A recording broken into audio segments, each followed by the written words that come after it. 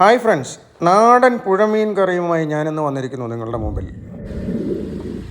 അനിയൻ്റെയും മരുമകൻ്റെയും മീൻപിടുത്തം. കൈ മുള്ളുത്തും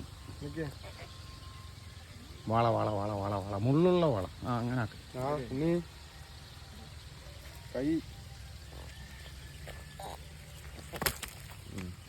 കൈ പോയി ഞാൻ പറഞ്ഞില്ല. അപ്പം നമ്മുടെ ഫാമിൽ നിന്ന് പിടിച്ച മീനാണ്. മീനും ചെറിയ ഉള്ളിയും പച്ചമുളകും പുളി കലക്കിയതും ഒക്കെ ചേർത്ത് നമുക്കൊരു മീൻപുളി ഉണ്ടാക്കാം.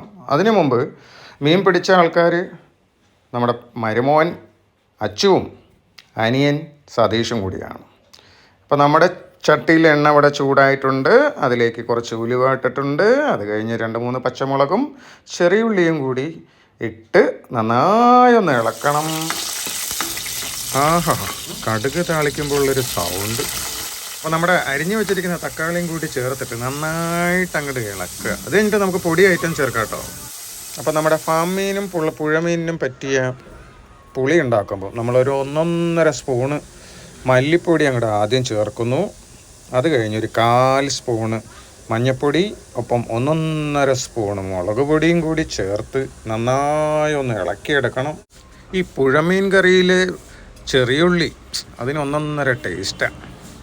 അപ്പോൾ നമ്മൾ കലക്കി വെച്ചിരിക്കുന്ന വാളം പുളിയുടെ ചാറങ്ങട് ഒഴിച്ചിട്ട് 1 സ്പൂൺ ഉപ്പ്, പോരെങ്കിൽ ഒരു 1/2 സ്പൂണും കൂടെ കൂട്ടിക്കോളൂ. ഇതേ നാട്ടിൽ നിന്ന് കുറച്ച് മുളക് പൊടിയും മഞ്ഞൾപ്പൊടിയും ചേർത്ത് കൊണ്ടുവന്ന മീൻ അവനെയും കൂടി അതിലേക്ക് ഇട്ടിട്ട് ഒന്ന് തിളപ്പിച്ചെടുക്കുക. നമ്മുടെ മീൻപുളി ഇവിടെ റെഡിയായി. എല്ലാവരും ട്രൈ ചെയ്ത് നോക്കൂ, നല്ല ടേസ്റ്റാണ്. Thank you.